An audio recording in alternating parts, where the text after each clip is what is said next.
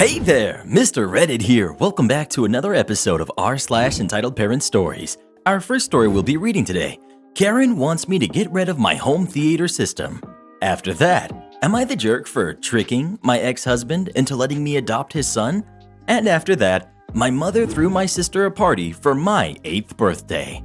Now for every thumbs up this video gets, one Karen does not get any Christmas presents. Can't you just leave me alone? So please smash that like button, and if you're new, subscribe and turn on notifications for new stories from Reddit every single day.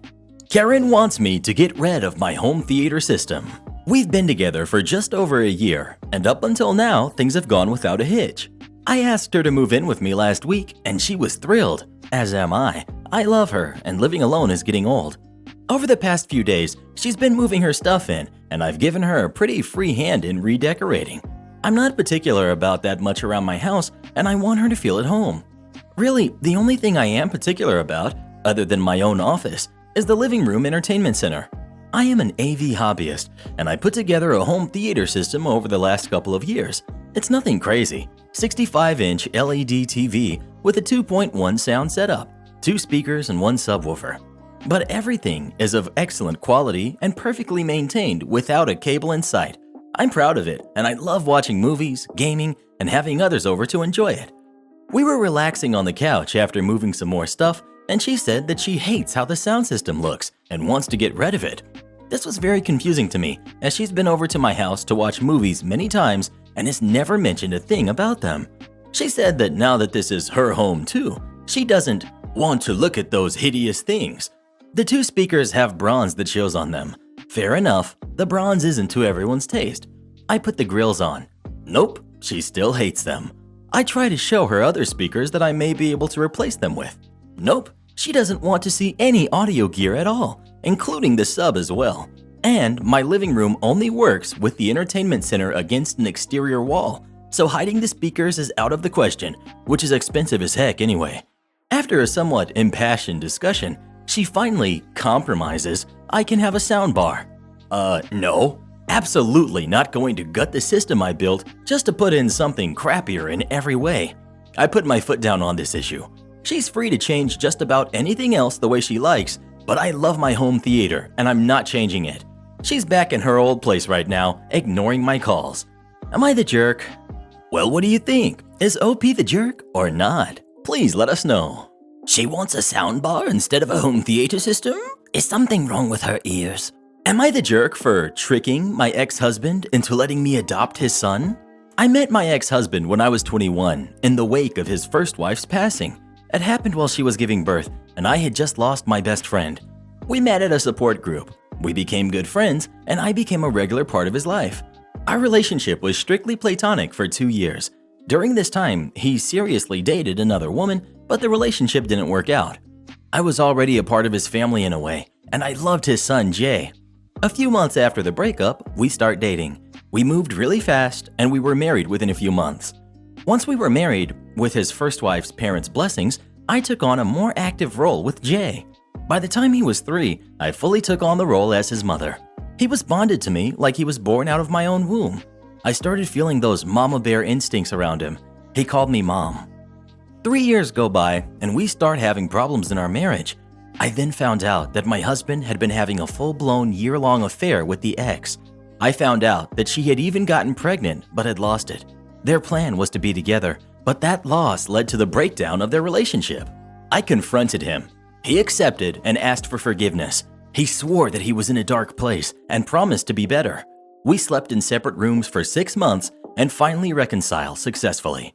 For the last 4 years, our relationship has been perfect. For him, he had put the affair behind us, but I wasn't honest about my feelings. The truth was, I was biding time to make my exit plan and to get his first wife's parents to cooperate with me. I then planned a vow renewal ceremony where I officially asked my husband the permission to adopt his son. Again, my son's maternal grandparents were in on the loop. I filed for divorce the day after the adoption became official. My husband thinks I've played a long con and deceived him. I think I did my part to protect my relationship with my son. I had no other option but to wait a few more years to leave because I didn't want the courts or the system to create any problem with the adoption. Am I the jerk? I just want to make it clear that I have no intention of stealing his son away. We will have equal custody. I had no intention of staying in the marriage, but I lied because I didn't want to lose Jay in an eventual divorce. Edit 2. In my divorce petition, we have already stated that divorce was already in the works, and I adopted him right before I filed for divorce because I raised Jay as his mother, and I wanted to establish myself as his legal parent in the wake of the dissolution of our marriage. His maternal grandparents are also fully behind me. I'm not fighting over custody. In my petition, I've already stated that I want my husband to have equal custody, both legal and physical. Well, what do you think? Was OP wrong for what they did or not? Please let us know. My mother threw my sister a party for my 8th birthday. This happened in 1998 when I was 8 years old and my sister was 5. From a very early age, I knew that my younger sister was the golden child and could do no wrong in our mother's eyes. Mother Dearest was horrible towards me for most of my childhood until I was 14, and her mistreatment turned towards my sister as well. My parents had separated before my sister was born. They didn't mesh well together, but tolerated each other for the sake of the kids. Part of the reason that my sister was Mom's favorite child was her love for horse riding, which I was never interested in. The more hostile our mother got towards me, the less interested I got in anything she was interested in. And then came my 8th birthday. I was friends with our next-door neighbor's kids and a few kids from school. Although I didn't have that many, I loved the friends I did have and was excited to share my birthday with them. My birthday was on a Friday, but Mom told me that she'd arrange my birthday party for the Saturday, which was fine by me. The day of my birthday party came, and I got excited. At that age, I hadn't yet had my heart crushed by my mother and her blatant favoritism and mistreatment, but that was the year I began to hate my birthday. The party was arranged to start at 12 p.m., so I wore my favorite dress and sat outside to wait for my friends to arrive. This was the point that I realized that something wasn't right. Outside was the mother of one of my sister's friends with a pony in tow. My mother knew I wasn't interested in horses, and even if I was, this horse was too small for an 8-year-old. As more guests started to arrive, my heart broke more and more. These were my sister's friends, not mine, and for the icing on the cake, out came my 5-year-old sister in a Cinderella costume. None of the people were there for me.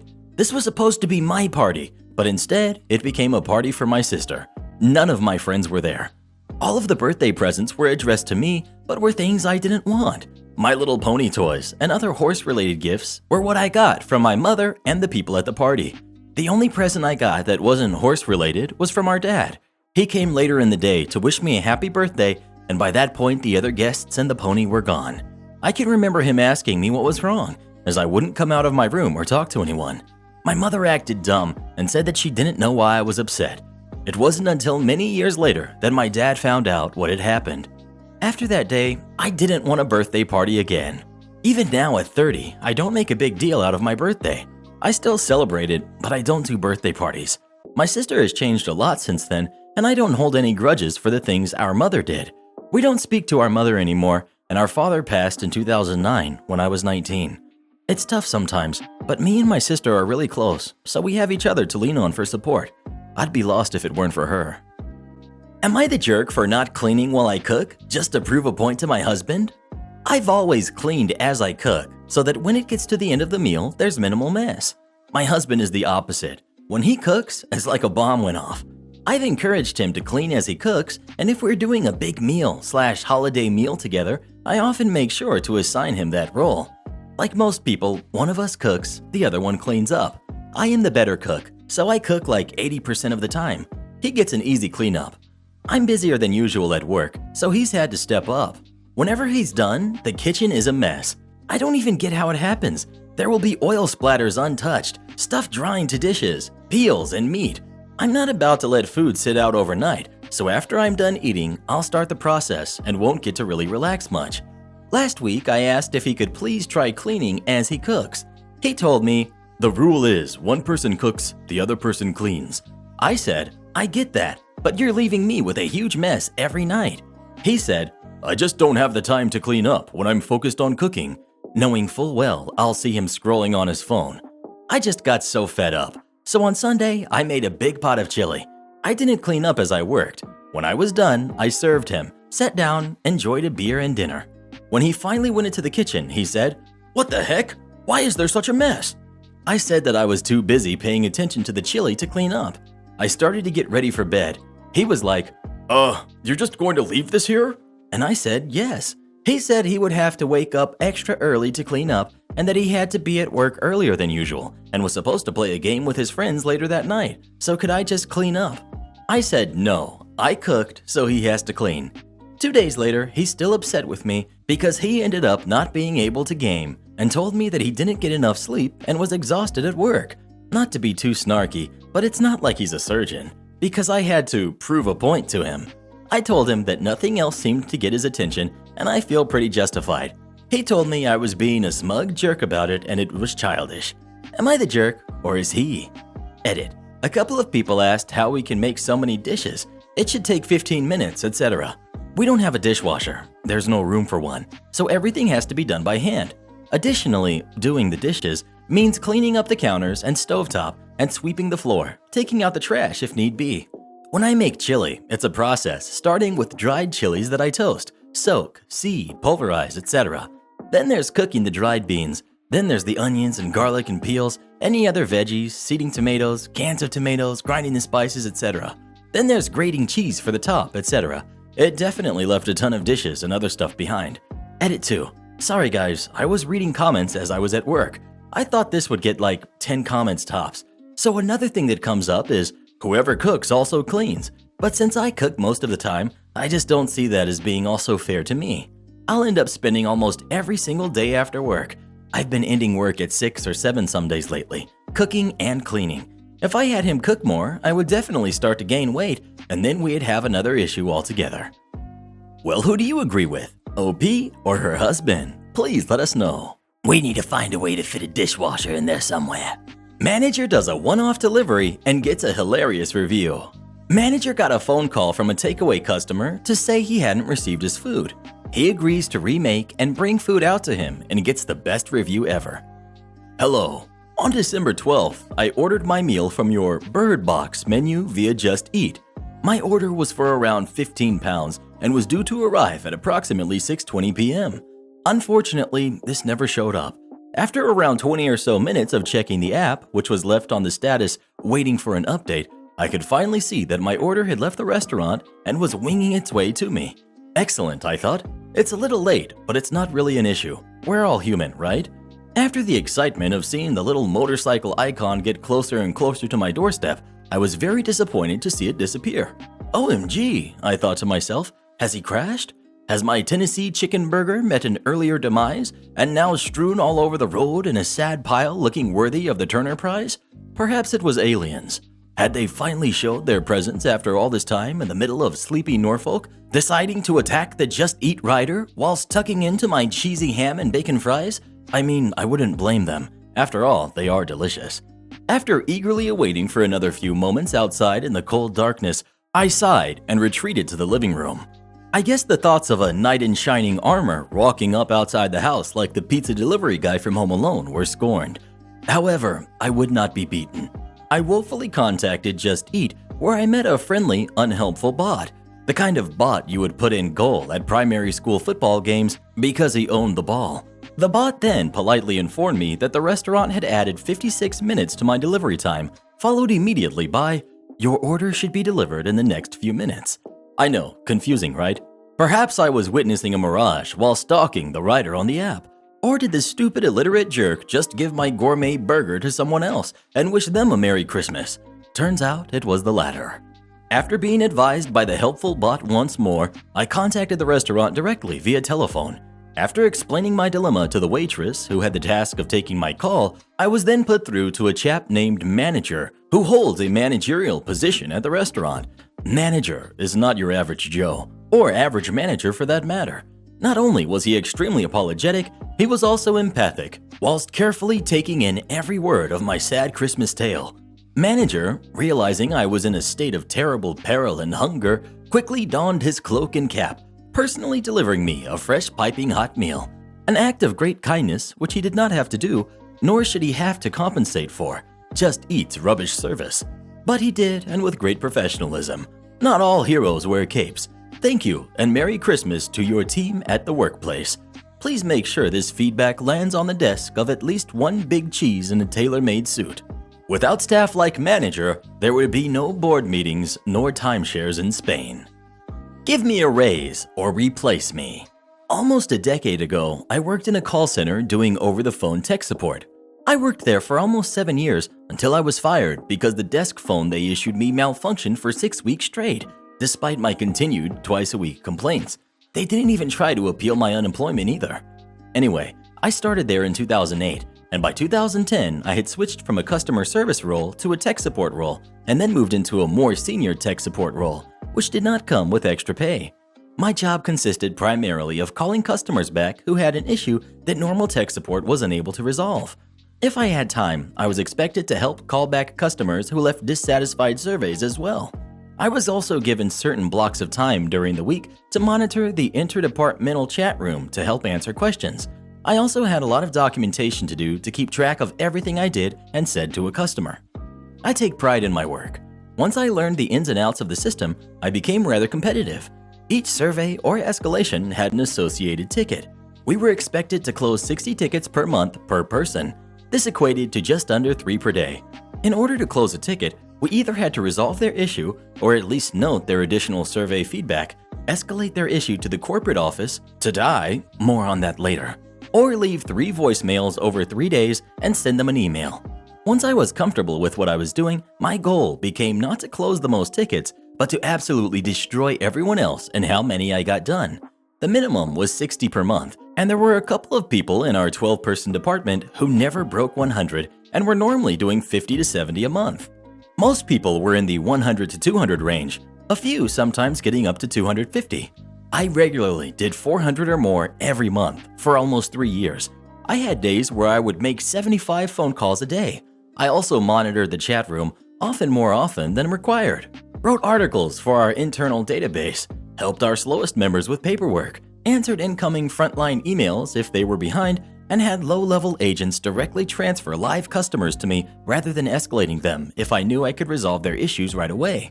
Towards the end of that 3 years, I also began helping out another department that dealt with customers who mailed their device in for repair. It wasn't that I was so much smarter than everyone or ridiculously good at troubleshooting, I'm just organized and driven.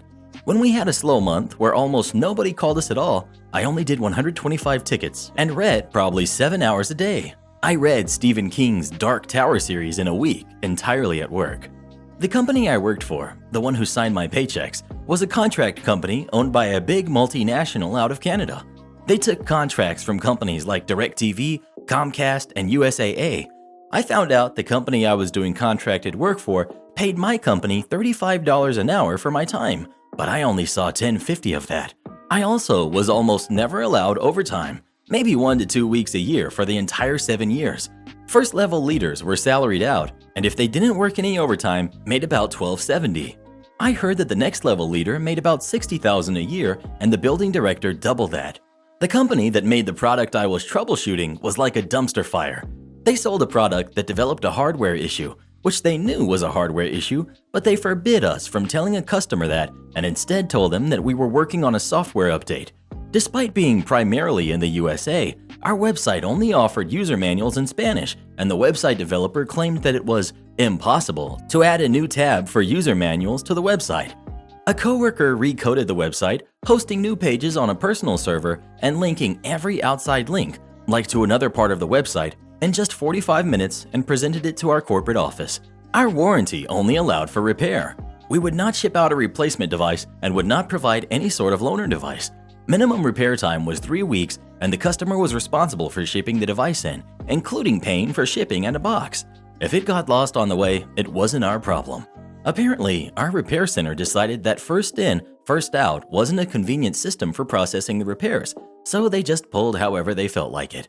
I had the pleasure of calling customers who had mailed their devices in over a year prior because it wouldn't even power on to tell them that it was now out of warranty and we no longer had any parts to repair it anyway, and would they like for us to mail it back to them. Now comes the malicious compliance. The first came in when the company tried to launch an in-house made data backup service. It was extremely poorly developed and failed miserably. Much better and free systems existed, and even if the company's system had worked flawlessly, it had no benefits that I could see.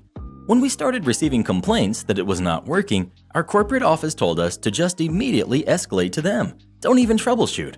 I knew nothing was ever going to come of that, of letting cases just trickle in. I knew that corporate would just let them die. So I came in one day and I took all of the pending cases for issues with the backup service and entered them into the ticket service program. Now this is where it got really good. At the time, when you created a ticket, it would send you 3 emails by the time you had finished.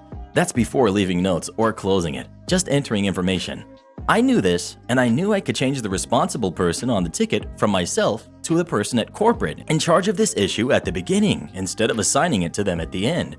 I entered 128 tickets for that issue alone that night. I was working second shift at the time. It only took me a few hours. I had plenty of time to do real work after that. That means the person at corporate who was supposed to handle these cases came into work the next day with over 350 new emails in their inbox. When I got to work the following day, I was told we were no longer escalating those issues and instead just telling customers that we were working on fixing it. Those customers never got called back, and the person at corporate later lost their job because they barely ever got anything done. My last malicious compliance came when they started letting people work from home. They did this to save on operating costs as they expanded the workforce. By moving associates to work from home, this was 2012, they didn't have to pay for electricity or as much bandwidth, etc. If you worked from home, you were issued a terminal and keyboard/mouse and a phone. You had to supply a monitor and the system was a virtual machine. When an opportunity came up to switch to work from home, I put in for it. They moved people in groups as they purchased new equipment. When they found out that I wanted to work from home, they tried to talk me out of it because I wouldn't be able to do escalations and surveys at home. I would have to be frontline tech support again. I asked if I could have a raise then. I was already topped out and I knew I would never get a raise ever. They said no, so I chose to work from home. My main reason for working from home was actually money. I didn't get a pay cut and I was spending a lot of money on gas because I lived 25 miles from work and gas was over $4 a gallon at the time. Working from home was like 50 cents an hour raise because I was spending $20 a week on gas. Working from home was also great for me because I could work in my pajamas and didn't waste over an hour driving to and from work. I never understood why they wouldn't let me do what I had been doing before from home. I had all the same tools at home as in the call center.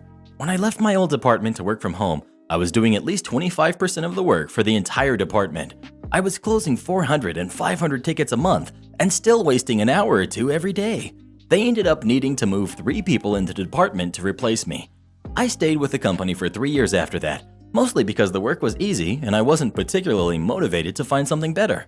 I ended up getting fired in the end. Like I said, they issued me a desk phone. It was like a landline phone, but had an LCD screen with some configurable options on it, and you could plug in a headset and it worked over the internet. About 6 weeks before I got fired, my phone started having an issue where it would drop calls. Normally it would ring and you would press answer, but it started having an issue where it would ring once, or half a ring, or sometimes nothing at all, and then hang up on the customer. Sometimes it would then place me in a state where I couldn't take calls again until I pressed a button on the phone. I notified my supervisor immediately when it first happened and continued to do so twice a week over the next 2 weeks. Despite my repeated complaints, I was told to just watch it, and she refused to send me out a replacement. A week before I was fired, I was working on a day when my supervisor was not. A different supervisor saw that I was in this unavailable state, and despite me telling him that it was my desk phone and that it had been happening for weeks, insisted on giving me a formal verbal warning. When my supervisor came in the next day, she immediately called me and told me she was upgrading my verbal warning to a final written warning. The company, like many, had a 4-step system of a verbal, written, final written warning, and then termination. She gave no reason for why she was upgrading it to a final written. A few days later, I noticed that one of my tools was not working correctly, but managed to struggle through until lunchtime when I restarted my terminal. After lunch, when I restarted, I was unable to log back in. I immediately texted my boss. We had to clock out for lunch. I didn't want to be in more trouble, and I didn't want to be underpaid either. I then called our help desk, but I was back on second shift, so it was after-hours support, and they were unable to help me. It was a Friday night, and they said that normal help desk personnel wouldn't be available until Monday morning. I hung up and called my boss instead. It went to voicemail. I continued to try to reach out to my boss Saturday, Sunday, and Monday via text, phone, and email. I had been scheduled to work all weekend. I normally had days off in the middle of the week, but couldn't do so as I was unable to log into my terminal or phone. Monday morning, I called the help desk again and was told that I wasn't part of the company anymore, but there was no reason listed as to why. My boss finally reached out to me on Wednesday via text and said that I had been fired for call avoidance. I filed for unemployment. It was denied, but when I appealed, the company didn't even have someone call into the phone interview, so I won by default. I was on unemployment for 6 weeks before starting at my current job. Since then, I've gotten 2 promotions and am currently making more than double what I made at my old job. To top it all off, last year the company lost a class action lawsuit for making people sign into their terminals and open software before clocking in. They didn't want to pay people for those 5 or so minutes a day, and they lost millions of dollars. I got a check for a few $100 out of it, which was a nice touch. Karen tries to use my mother to get free breakfast. Cast. We've got Karen, awful, entitled, nosy woman. We've got Karen's daughter, not entitled at all. We've got my mom, we've got my dad, we've got me, we've got the manager, and we've got the waitress. Me and my parents like to go out to have breakfast every Sunday, and on this particular day, we were in one of our favorite restaurants, located in a mall, without suspecting what was going to happen. My mom ordered a club sandwich, and just before she took the first bite, she noticed something was out of place. Among the salad was a blue wire, the kind that is wrapped in plastic and used in bread bags to keep them closed. She quickly called our waitress and explained the situation in a very discreet way. The waitress apologized, took the plate away, offered to bring her a free courtesy dish, and said she would talk to the manager. Thinking back, maybe the word free was what made Karen notice us. Right next to our table was a woman, Karen, and her daughter. When the waitress went away, Karen suddenly began to talk to us. Karen: "That was awful. They should have been more careful. You could have choked if you had eaten that." Mom, joking: "Good thing I noticed before I started eating." Yes, maybe the cooking staff should have paid more attention while serving, but we weren't particularly angry about it. Mistakes happen, and Sunday morning is always a busy time at that place. And as my mother said, no one got hurt, so we just let it slide. Karen, on the other hand, proceeded to complain as if the wire had been on her plate instead of my mom's. She told us about this time someone she knew, friend, sister, I don't remember, found a nail in their plate at another restaurant and sued the place. Doubt it was true. I felt like she was trying to impress us. My parents were acting polite, just playing along, probably thinking Karen was just a concerned woman. I was silent for the most part of it, wishing she would just shut up, while I noticed that her daughter was silent as well, and that she had this expression of absolute misery on her face. Now that I think about it, it was a signal that Karen usually displayed that behavior quite often. The manager finally came and, because of the fuss Karen was making, thought she was the one who had the problem and apologized to her. The waitress corrected him, and then he talked to my mother. Manager: "We are very sorry. Please feel free to order whatever you want, free of cost." Mom: "I'd like to have another club sandwich, please." Karen: "No, you should order something more expensive. They committed a mistake. You deserve it." Karen's daughter, quietly: "Mom, please stop." Mom, getting mad at Karen: "A club sandwich is fine, thanks." The waitress and the manager retired. We thought that was all, but we were wrong. Karen still complained about what had happened and, in a not-so-quiet or discreet manner, basically said that my mother was stupid for not taking an opportunity when provided. Karen: "If it had been me, I would have sued this place for endangering my life." Karen's daughter, slightly raising her voice: "Mom, please just stop. That didn't even happen to you." Eventually, the waitress came back with my mom's sandwich, and at that point, my dad and I were angry and wanted to tell Karen to stop with her complaining and bad-mouthing, but my mom insisted we ignore her and tried to enjoy our breakfast the best we could. Karen and her daughter finished eating and finally went away. We sighed with relief, thought that this was over and we would have some peace, but no. Again, we were wrong. Waitress to my father, shyly: "Excuse me, sir. Could you come with me, please?" Dad: "Is there something wrong?" "We just need to clear a misunderstanding." Dad: "If this is because of my wife's incident, there's no problem from our part. We understand it was an accident. Do not worry." Waitress, looking extremely embarrassed: "Yes, it is because of that. There's this woman at the cashier claiming to be her sister and requesting a null bill for herself in your behalf." My dad practically stormed out. My mom asked me to follow him, and so I did. just in time to see Karen yelling at the cashier, a young woman, and the manager trying to calm the situation. Karen: "My sister and I have agreed to sue this place because of your irresponsibility. You put a piece of wire in her plate and still want me to pay for my meal?" Dad: "That's enough. You've been disrespectful to my wife and the ladies, the waitress and the cashier. You are the worst kind of person and are in no way related to us. Stop lying and pay your bill already." My dad is the kind of person who rarely gets angry, and when he does, he gets extremely serious. So I was really surprised to see him like that. I want to clarify that he isn't a violent person, but I had never seen him yelling at someone like that before. I also noticed that Karen's daughter was crying right behind Karen, talking on her cell phone, and I couldn't help but feel sorry for her because honestly, she did nothing wrong, and her only fault was having Karen as a mother, something that she couldn't have chosen. Looking back, I wish I had approached to tell her I knew none of this was her fault, that I noticed she tried to calm her mother and we didn't blame her for anything. Meanwhile, another waiter arrived with the mall's security. They made sure Karen paid her bill, then escorted her outside, with her poor daughter following from afar. The manager apologized again, and because of the incident with Karen, canceled our bill.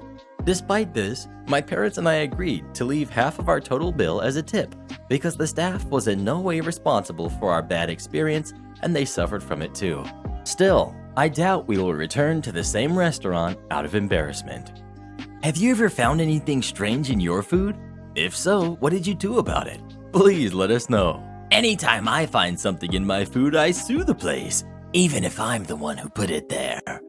You definitely haven't seen this video yet, so come watch it next and we'll see you when you get there. And please support our channel by becoming a member today. Do so and we'll give you a special shout out in our next video. And to have us make a special happy holiday video for your friends or family, come visit us on Fiverr, link pinned in the comments below.